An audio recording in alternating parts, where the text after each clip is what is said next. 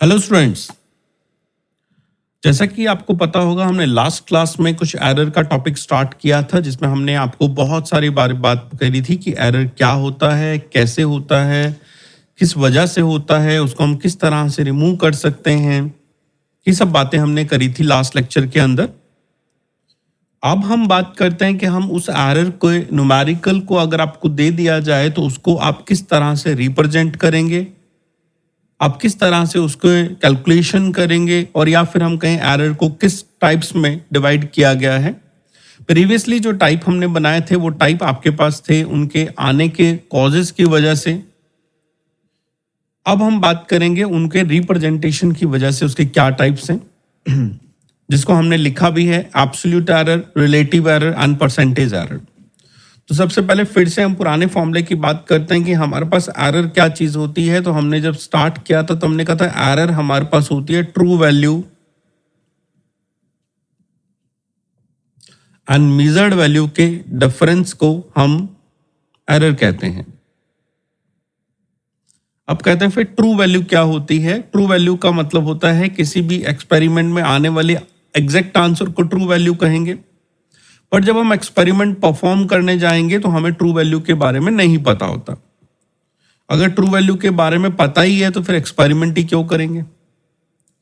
तो फिर क्या होता है, ट्रू वैल्यू क्या होता है। ट्रू वैल्यू को इस तरह से हम कैलकुलेट करते हैं कि लेट आपको कोई क्वेश्चन देता है, देयर आर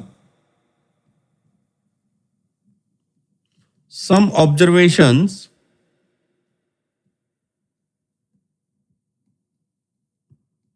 एज, आपने कुछ नेम दिया, A1 is first observation, A2 is second observation, A3 third observation and so on up to the last is AN।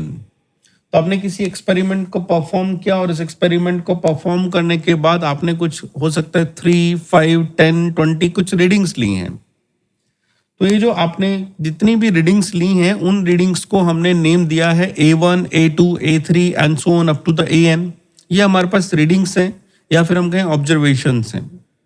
अब हम कहते हैं ट्रू वैल्यू के बारे में बात करें तो हम कहते हैं ट्रू वैल्यू हमें नहीं पता होता। तो फिर हम यहाँ पे क्या करते हैं, सबसे पहले कैलकुलेट करते हैं कि what is the mean value. Mean value का मतलब होता है जो कि आपने ऑब्जर्वेशंस ली हैं उन सब का मीन क्या आएगा। Means you will calculate by adding all the observations like this,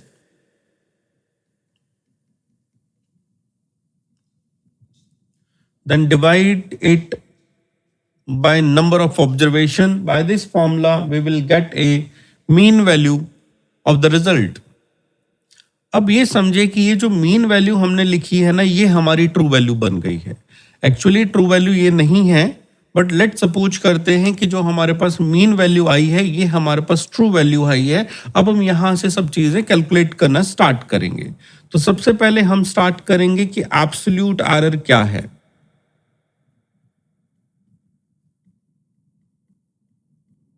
absolute error को किस तरह से लिखा जाता है। तो एब्सोल्यूट एरर को हम इस तरह से लिखेंगे, द एब्सोल्यूट एरर का जो सिंबल लेंगे वो हम डेल्टा ए लिखेंगे। एब्सोल्यूट एरर का जो सिंबल होगा वो डेल्टा ए लिखेंगे। That will be equals to जो भी हमारे पास मीन वैल्यू आई है वो यहां पुट होगी, minus let's say observation A हमारे पास है तो वो यहां पुट होगी। तो absolute error is like as true value minus measured value. तो ट्रू वैल्यू की जगह हमने क्या किया, मीन वैल्यू कर दी और माइनस ऑब्जर्वेशन कर दी। इस तरह से हम एब्सोल्यूट एरर को लिखा करेंगे। अब एब्सोल्यूट एरर मान लो आपको फर्स्ट ऑब्जर्वेशन में कैलकुलेट करनी है तो आप लिखेंगे फर्स्ट ऑब्जर्वेशन के लिए mean value minus of first observation जो हमने यहाँ पे लिखी हुई है A1। इसी तरह से absolute error in the second observation will be equals to AM minus second observation A2 जो हमें यहां दी गई है। इसी तरह से हम जितनी भी रीडिंग्स हम लिखते हैं उन रीडिंग को एक एक करके मीन वैल्यू में से सब्सट्रैक्ट करते जाएंगे और हम कहेंगे इस तरह से हमारे पास टोटल ना जितनी भी रीडिंग्स होंगी उतनी ही हमारे पास एब्सोल्यूट एरर आ जाएंगी। ये एरर को माइनस करने पे maybe you will get some positive numbers and maybe you will get some negative numbers. तो कुछ भी मिल सकता है आपको, ठीक है। तो करना क्या है, सबसे पहले जितनी भी ऑब्जर्वेशन दी गई हैं उन सब ऑब्जर्वेशन की मीन वैल्यू निकाल लेंगे। ये जो मीन वैल्यू हमने कैलकुलेट करी है, इस मीन वैल्यू को हम एज ए ट्रू वैल्यू एक बार ट्रीट करेंगे और सारी ऑब्जर्वेशन को वन बाय वन माइनस करते जाएंगे, जिससे हमारे पास सबके अंदर सारी ऑब्जर्वेशंस के लिए एब्सोल्यूट एरर आ जाएंगी। इन एब्सोल्यूट एरर आने के बाद नेक्स्ट स्टेप जो हम करेंगे उसे हम कहेंगे मीन एब्सोल्यूट एरर।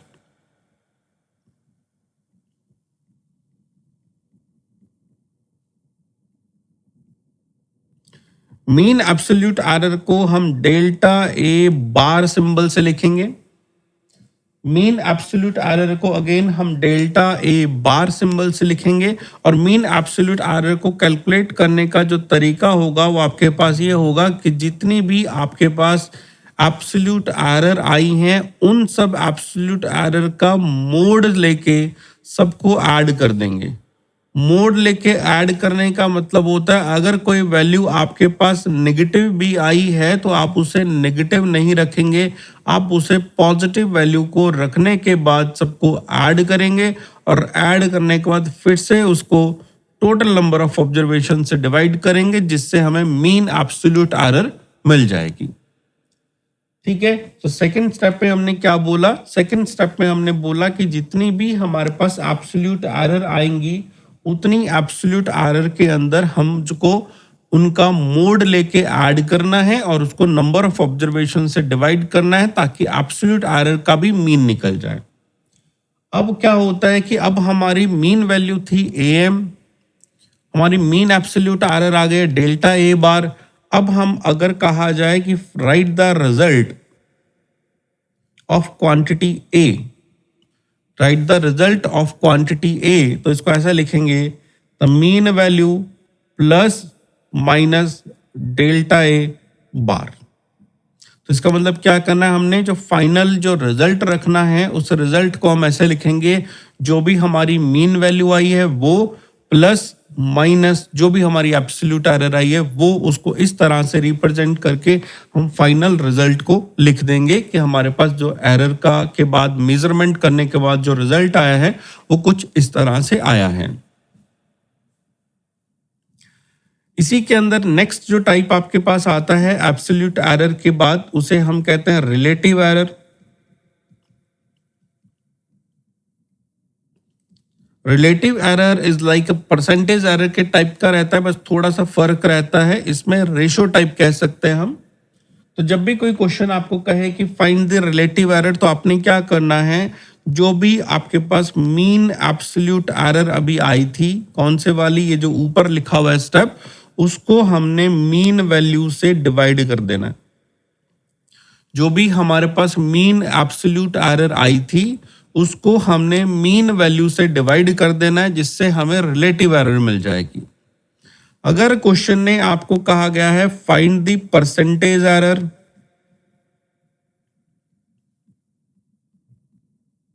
तो जो आपने ऊपर रिलेटिव एरर का फॉर्मूला लिखा है उसी को 100 से मल्टीपल कर देंगे, जिससे ये आपका रिलेटिव एरर जो है वो परसेंटेज एरर में कन्वर्ट हो जाएगा। रिलेटिव एरर और परसेंटेज एरर दोनों एक ही बात होती हैं, बस लिखने का तरीका होता है। रिलेटिव एरर में हम रेशो करके लिख देते, लेट्स से 2/5, 3/5 ऐसे, और परसेंटेज एरर में इनटू 100 करके उसको 30%, 40% सो ऑन कर देते हैं। तो दोनों को हम डिफरेंट बातें नहीं कहेंगे, दोनों को एक ही बात की तरह समझेंगे। अब जो आपने पढ़ा है उसके ऊपर एक न्यूमेरिकल के हिसाब से बात करें कि अगर क्वेश्चन आएगा तो आप किस तरह से डील करेंगे। तो न्यूमेरिकल हम एक एनसीईआरटी में से ही पिक कर रहे हैं, और न्यूमेरिकल ये है कि किसी एक एक्सपेरिमेंट के अंदर हमने एक पीरियड ऑफ ऑसिलेशंस को मेजरमेंट किया।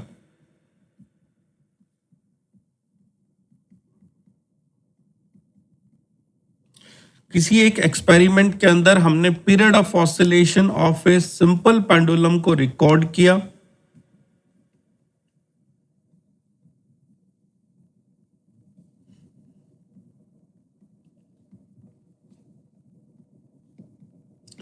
और जो रीडिंग्स हमारे पास आई हैं वो हैं 2 2.63 seconds, 2.56 seconds, 2.42 seconds, 2.71 seconds and at last हमारे पास आया 2.80 सेकेंड्स।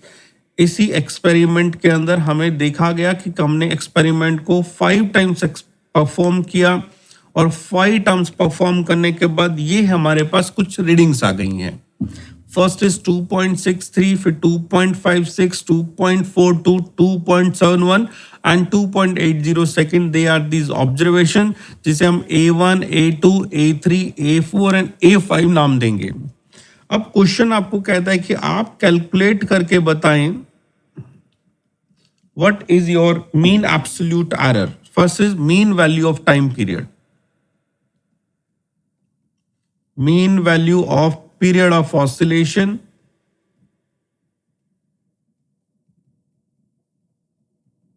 ये हमें बताना है। सेकेंड क्वेश्चन कहता है कि हमारे पास सबके अंदर एब्सोल्यूट एरर क्या आएगी वो बताएं।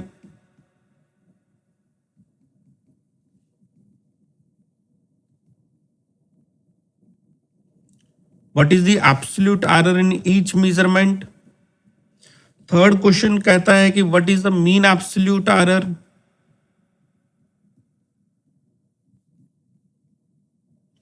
फोर्थ क्वेश्चन आपको कहता है फाइंड द रिलेटिव एरर। मतलब जितने भी टॉपिक आपने पढ़े थे उन सारे टॉपिक्स को एक ही क्वेश्चन के अंदर समराइज कर दिया और हर चीज आपसे पूछ ली गई है।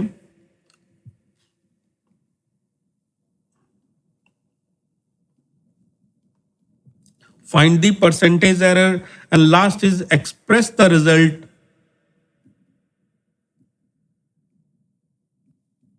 in proper form।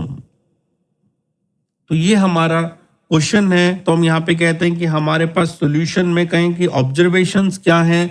तो फर्स्ट ऑब्जर्वेशन है 2.36 सेकेंड, सेकेंड ऑब्जर्वेशन है 2.56 सेकेंड, थर्ड ऑब्जर्वेशन आपके पास है 2.42 सेकेंड्स, फोर्थ ऑब्जर्वेशन आपके पास है 2.71 सेकेंड्स, फिफ्थ ऑब्जर्वेशन आपके पास है 2.80 सेकेंड्स। ये हमारे पास कुछ ऑब्जर्वेशन आ गई हैं। तो सबसे पहले क्वेश्चन कहता है what is the mean value. तो हमने क्या करना है, सारी ऑब्जर्वेशन को ऐड करना है।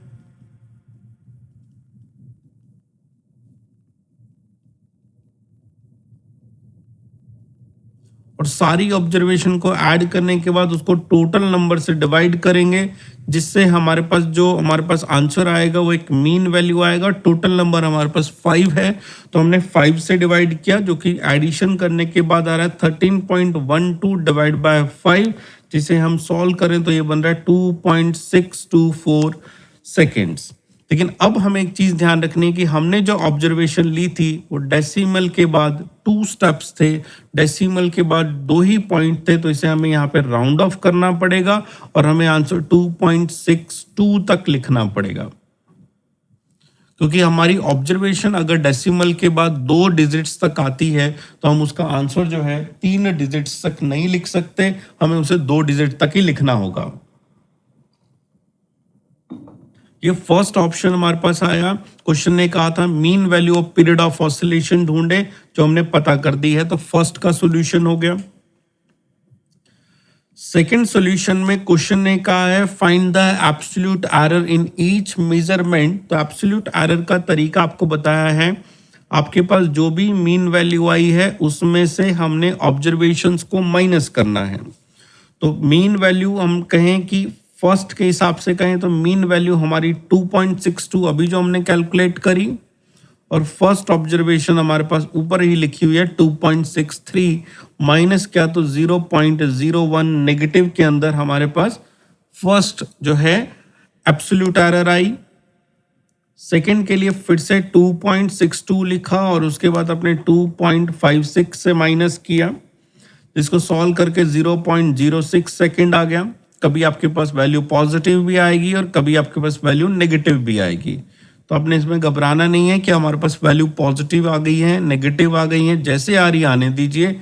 तीसरे को माइनस किया तो ये आपके पास आ गया 2.20 सेकेंड्स। इसी तरह से 2.64 में से फोर्थ रीडिंग को माइनस करना है जो कि 2.71 है, नेगेटिव में आएगा। यहाँ 2.62 है, 0.09 आपके पास हुआ। थर्ड वाले में अगेन 2.62 में से लास्ट रीडिंग को माइनस किया जो कि 2.80 है, माइनस करके आया -0.18 सेकेंड्स। तो ये हमने एक एक को माइनस किया और हर एक को माइनस करने के बाद जो हमारे पास आता है इसे हम एब्सोल्यूट एरर कहते हैं।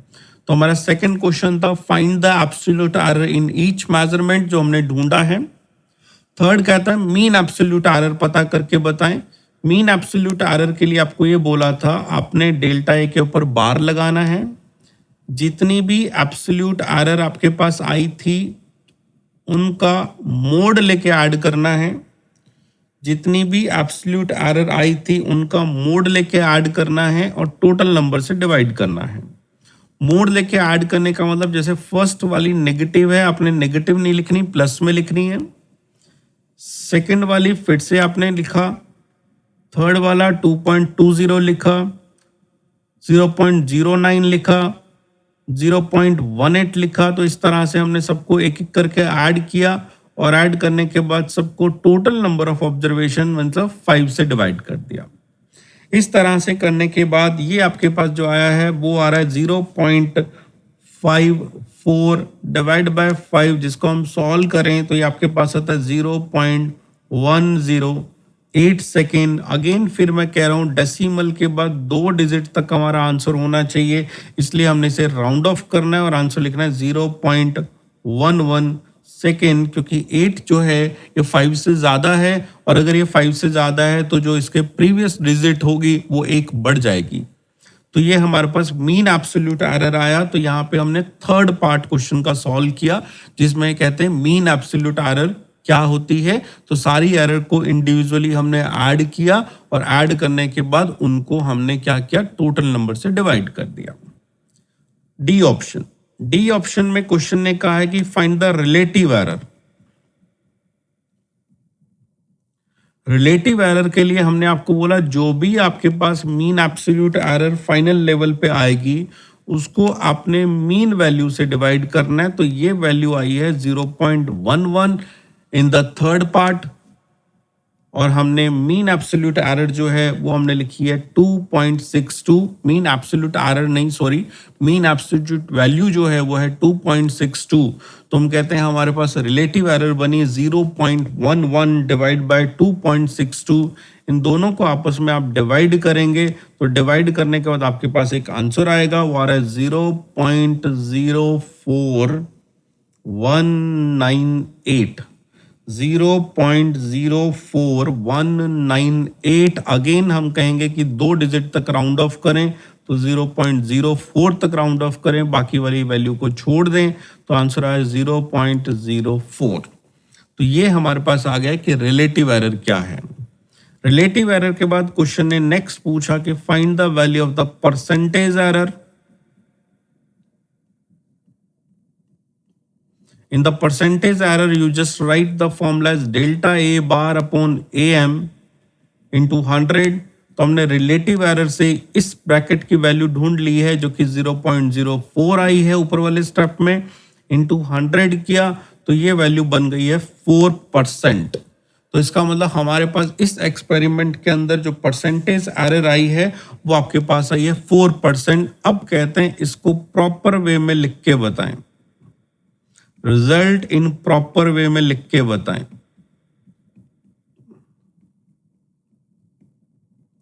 तो रिजल्ट इन प्रॉपर वे में लिखने का तरीका है आपके पास mean value plus minus mean absolute error, ऐसा लिख सकते हैं।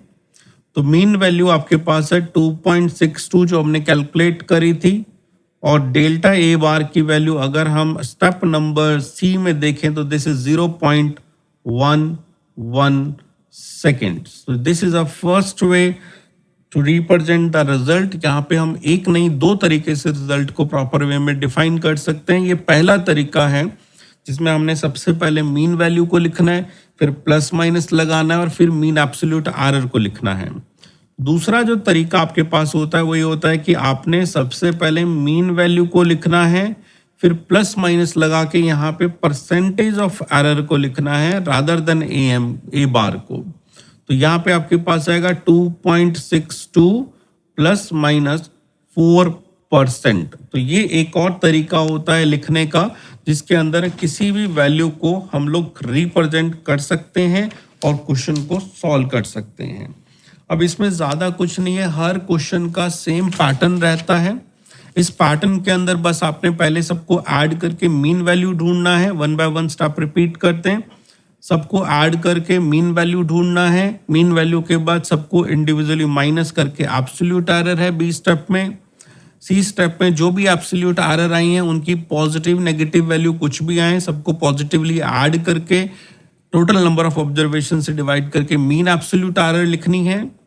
रिलेटिव एरर में जो भी मीन एब्सोल्यूट एरर आई है उसको मीन वैल्यू से डिवाइड करके इनटू 100 किया है, और परसेंटेज एरर में जो भी रिलेटिव एरर आई है उसको इनटू 100 किया है, जिससे हमारा परसेंटेज में कन्वर्ट हो गया।